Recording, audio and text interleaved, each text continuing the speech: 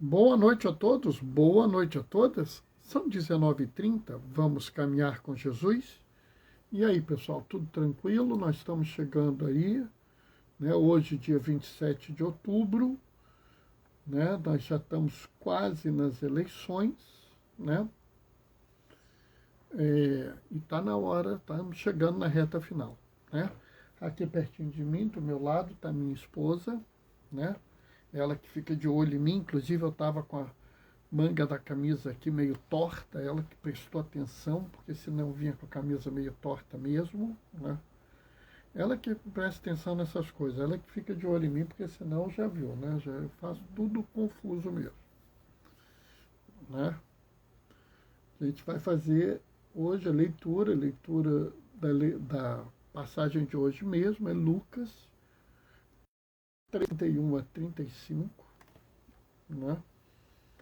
É uma passagem que tem umas questões interessantes, né? Eu acho que vale a pena a gente pensar essas questões. E, Bernardo, tem como atualizar essa passagem? Tem. Tem até mais do que você pensa. Então, a gente vai fazer uma atualização e vai colocar essa atualização, né? E você vai ver que essa atualização ela serve sim para a cidade do Rio de Janeiro, que é o local onde eu moro, mas se você pensar, ela serve para qualquer lugar, né? Serve para o Brasil, serve para o Iêmen, né? Serve para a Ucrânia, né? Serve para qualquer lugar, né? Bernardo, por que você falou Iêmen, não depois falou Ucrânia? Porque todo mundo fala da guerra da Ucrânia, todo mundo se esquece do horror que o Iêmen está passando, né? É impressionante como a gente vive numa sociedade centrada na Europa, né?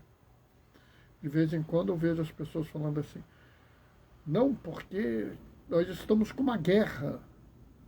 Pessoal, o Papa Francisco chegou a falar uma vez que nós tínhamos uma grande guerra mundial descentralizada. Nós temos vários e vários conflitos armados espalhados pelo mundo, várias e várias guerras, né, que ninguém dá a mínima importância, né? Por exemplo, ninguém está nem aí para o sofrimento do povo de Moçambique, que está enfrentando uma guerrilha fundamentalista, né, que está infernizando o povo de lá, está alterando toda a situação deles, mas ninguém está nem aí, né? Porque não é na Europa.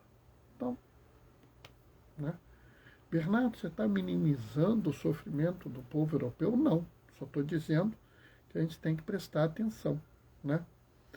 E alguém entrou aqui da conta da paróquia Cristo Redentor. Boa noite, paz e bem. Fico muito contente, porque a paróquia Cristo Redentor é a minha paróquia, né? E a conta da paróquia entrou aqui, mocinho. Eu só não sei quem é, né? E entrou mais gente. Entrou a Simone, minha filha querida. Entrou a Roberta, minha colega de trabalho. Nós trabalhamos juntos um bom tempo, né, Roberta? Roberta, infelizmente, já não está mais trabalhando com a gente.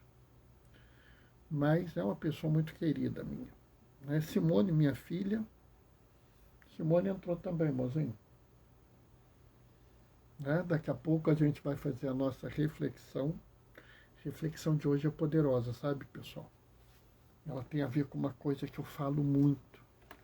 Mas daqui a pouquinho a gente vai começar, né? E é uma coisa que a gente precisa entender.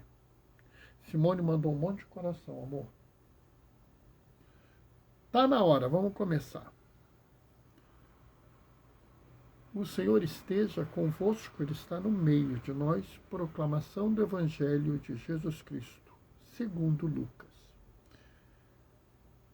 Naquela hora, alguns fariseus aproximaram-se e disseram a Jesus: Tu deves ir embora daqui, porque Herodes quer te matar.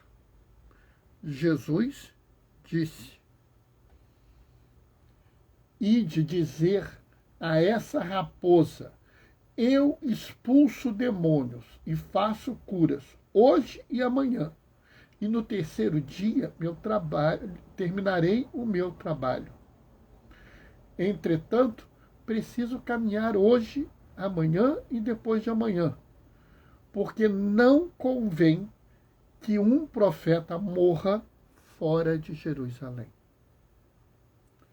Jerusalém, Jerusalém, tu que matas os profetas e apedreja os que te foram enviados. Quantas vezes eu quis reunir teus filhos, como a galinha reúne os pintinhos debaixo das asas, mas tu não quisestes. Eis que vossa casa ficará abandonada. Eu vos digo, não me vereis mais, até que chegue o tempo em que vós mesmos direis: bendito aquele que vem em nome do Senhor. Palavra da salvação. Né? Essa leitura é uma leitura muito interessante. É impressionante porque são pouquíssimos versículos, mas tem muita coisa para a gente falar aqui. Né? De fato, se eu fosse falar tudo que eu tenho para falar desses pequenos versículos, talvez eu precisasse de muito mais tempo. Mas não dá para falar tudo, então a gente vai fazer um apanhado de algumas coisas. Né? E esse apanhado tem a ver com alguma coisa que eu vou construir para a atualização desse evangelho. Primeiro, uma coisa que eu falo muito e que aqui é importante a gente observar. Se você recuperar as lives que eu costumo fazer, você vai ver que não raro eu falo assim: não vamos ser maniqueístas, não vamos dizer que todos os fariseus são maus. Alguns fariseus eram bons. E aí eu cito os dois quadros clássicos, né, que é Nicodemos, que se encontra com Jesus às escondidas de noite, está no Evangelho de João, e José de Arimateia, que pede a Pôncio Pilatos o corpo de Jesus e o enterra num sepulcro nunca antes usado, que era uma coisa, inclusive, cara. Né? Ele não fez isso de forma assim boba. Né? Inclusive, isso não está na Bíblia, mas está nos registros históricos, né, que a igreja considera iluminados, né, na tradição da igreja, que ele, enquanto José preparava, o José de Arimateia preparava o corpo de Jesus, né, limpava o corpo de Jesus do sangue, das coisas, ele fazia uma pequena oração. Né? O mozinho vai me lembrar a oração que a gente reza no terço da misericórdia, né? Que é alguma coisa, Jesus Santo, alguma coisa, tende piedade de nós e do mundo inteiro. Né? Alguma coisa assim.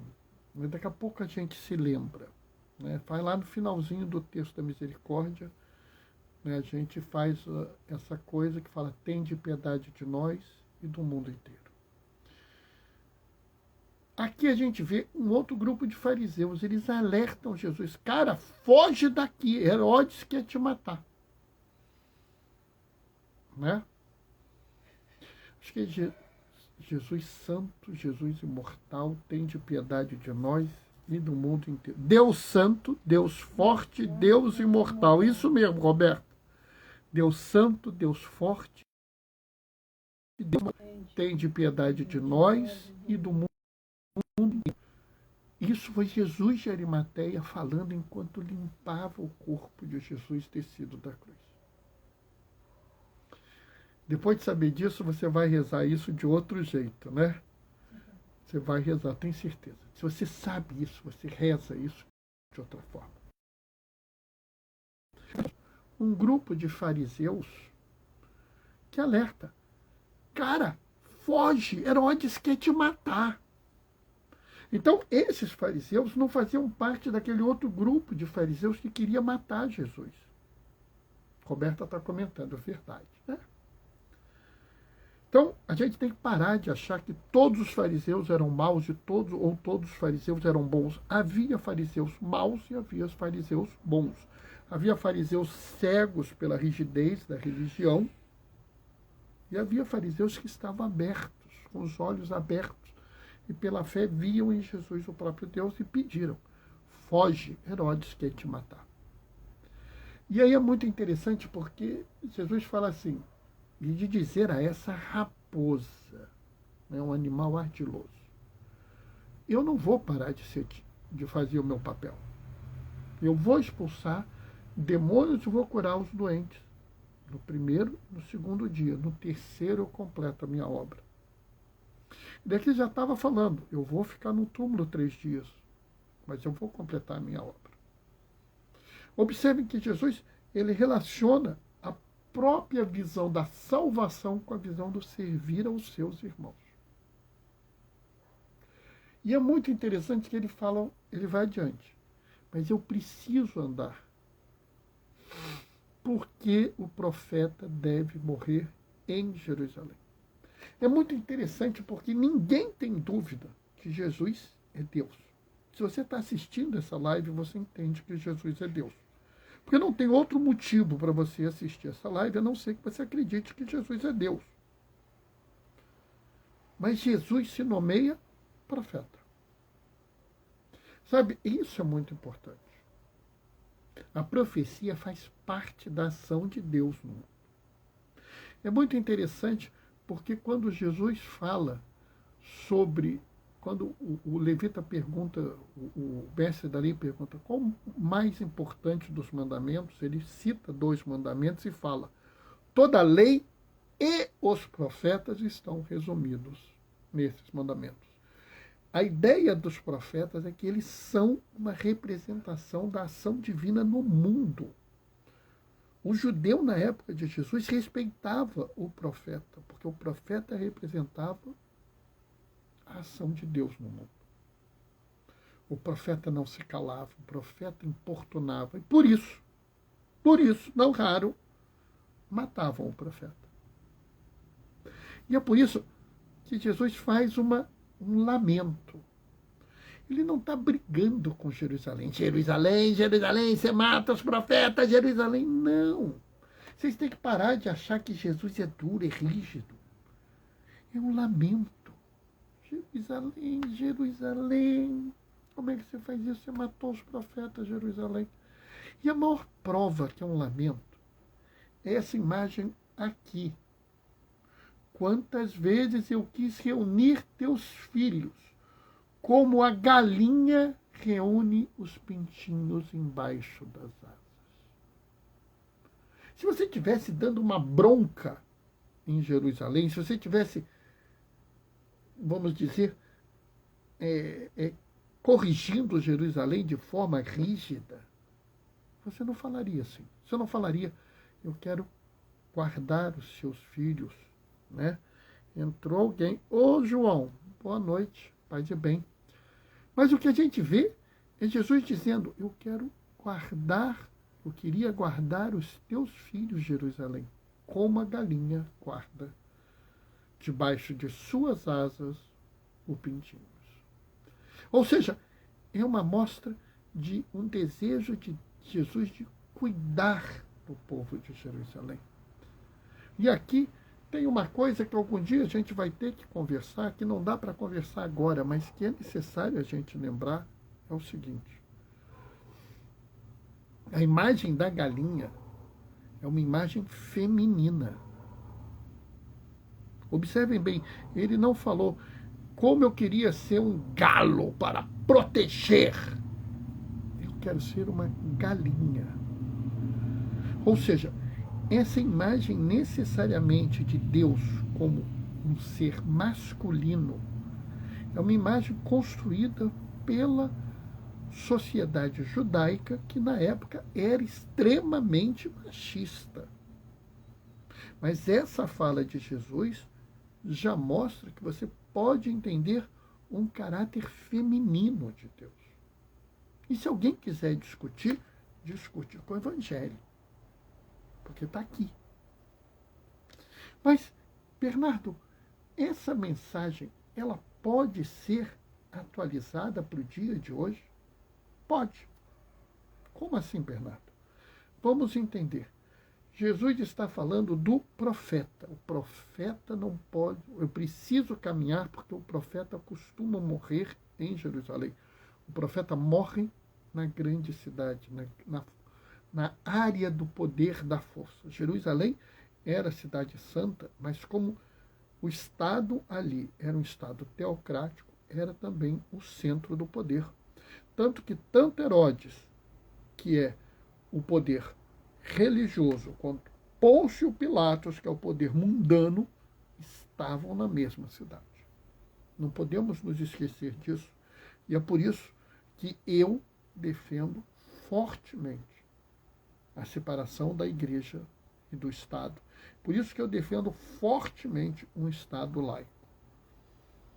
Né? Eu, outro dia, ouvi pastor Ariovaldo, que é um pastor muito respeitado no estado do Rio, na cidade do Rio, em que ele diz assim: eu quero um Estado laico, um Estado de leigos, para que deixem a igreja em paz para ser igreja, que o governo seja governo e que a igreja seja igreja. Eu achei essa imagem tão maravilhosa que eu estou aqui citando a imagem e dando o devido crédito, porque me chama a atenção. E o que é a profecia? Porque o Jesus se nomeia. Eu preciso andar porque o profeta tem que morrer em Jerusalém. Então ele se nomeia profeta. E o que é a profecia? Vocês já sabem o que é a profecia, porque eu falo isso várias vezes. O profeta na Bíblia faz 3 coisas. Vamos relembrar. Indica o que está errado, nos mostra o que é certo e nos chama a ações concretas para ir do que está errado para o que está certo. E ao fazer isso, ele questiona todo e qualquer poderoso que esteja participando do erro. E isso irrita as pessoas. Sabe, pessoal, hoje me chegou uma notícia muito triste. Uma notícia muito triste. A Igreja Nossa Senhora do Desterro, aqui em Campo Grande, está fechada. Está fechada por conta de uma manifestação de um grupo político que quer fazer um comício, não pode fazer o comício onde eles queriam, estão invadindo, inclusive destruíram o gradil para poder usar. E queriam usar as dependências da igreja. E aí o povo fechou a igreja. A igreja está fechada. As pessoas não vão poder ouvir, receber a palavra de Deus hoje. Se algum fiel dessa igreja quiser comungar hoje, não poderá. E eu fiquei sabendo disso, e eu fiquei conversando, e em vários momentos eles falavam assim: diácono, a gente não pode revelar muita coisa, a gente não pode se expor muito, porque a gente está com medo da milícia. Olha que coisa horrorosa, pessoal. As pessoas estão com seu direito de culto violado, ainda estão com a integridade física violada por causa da milícia. E vários deles estão me dizendo isso. E eles queriam falar e não podem falar porque estão com medo. Eles moram ali e eles têm medo da milícia. E eu prometi para eles: eu vou falar que vocês estão nessa situação na minha live hoje. E eu estou falando isso. Bernardo, mas você vai falar isso? Eu vou falar, porque como já disse Jesus, se eu não falar, as pedras falarão. Nós temos que denunciar tudo o que está errado. Nós não podemos misturar religião com política. Deixa a política ser a política, fazendo o papel dela de promoção do bem comum, de valorização da dignidade humana, de valorização da saúde, da cultura, do ensino, e deixa a religião fazer o papel dela, que é o papel de testemunhar o amor de Cristo ao mundo. Bernardo, A função da igreja não é salvar almas? Não, pessoal. Não. A gente não salva nem a nossa alma, quanto mais a alma dos outros. A nossa função é mostrar ao mundo o amor que Jesus tem pelas pessoas. E as pessoas que resolverem seguir Jesus serão salvas, terão suas almas salvas por ação de Jesus e não por ação nossa, né? Vamos nos colocar no nosso lugar. Nós não salvamos nem a nós mesmos, mas nós podemos testemunhar o amor de Jesus ao mundo. E se você testemunha o amor de Jesus ao mundo, você é profeta. Porque aquele que realmente testemunha esse amor, ele não se cala diante da injustiça. Se lembra da reflexão de ontem? Esforçai-vos para passar pela porta estreita, porque depois eu vou fechar a porta, você vai bater e eu vou falar: não vos conheço, não sei de onde sois, vós que praticais a injustiça. Nós que vivemos no amor, que testemunhamos o amor de Deus ao mundo, praticamos a justiça. Nós que vivemos no amor, praticamos o amor, vamos nos esforçar para uma vida pacífica, vamos nos esforçar para libertar e para garantir a liberdade de culto a todas as pessoas, independente de que culto seja. Nós nunca iremos ameaçar as pessoas. Porque quem ameaça não está amando. Se a sua relação com as pessoas é uma relação de ameaça, não é uma relação de amor. Aquele que ama, aquela que ama, é a pessoa que, como a galinha, coloca os pintinhos todos debaixo das asas. É preferível que eu sofra do que os meus pintinhos. Sabe, pessoal, eu sempre tento me esforçar para isso. Quem me conhece, quem convive comigo, sabe que se eu puder, eu faço isso. Eu coloco todo mundo debaixo das minhas asas, que nem uma galinha. Bernardo, mas você é homem. Ah, bom, se Jesus falou que ele que ia fazer que nem uma galinha, quem sou eu para discutir com ele? Né? Mozinho até riu. Mas é, pessoal, a gente não tem que imitar Jesus? Não, imita Jesus. Bom, pessoal, vamos então pensar sempre isso. Ser profeta é necessário, ser profeta é seguir Jesus de forma radical. Ser profeta num mundo de violência, de individualismo, num mundo de uma cultura de descarte e desprezo, é mostrar uma nova forma de amar, de cuidar, de proteger e de acolher. A gente vai irritar muita gente no caminho. Alguns de nós, infelizmente, podem até ser mortos. Mas não vamos ficar preocupados com isso, não. Porque sempre a gente vai ter Jesus do nosso lado. Como mesmo Jesus disse, sejais mansos como as pombas, astutos como as serpentes.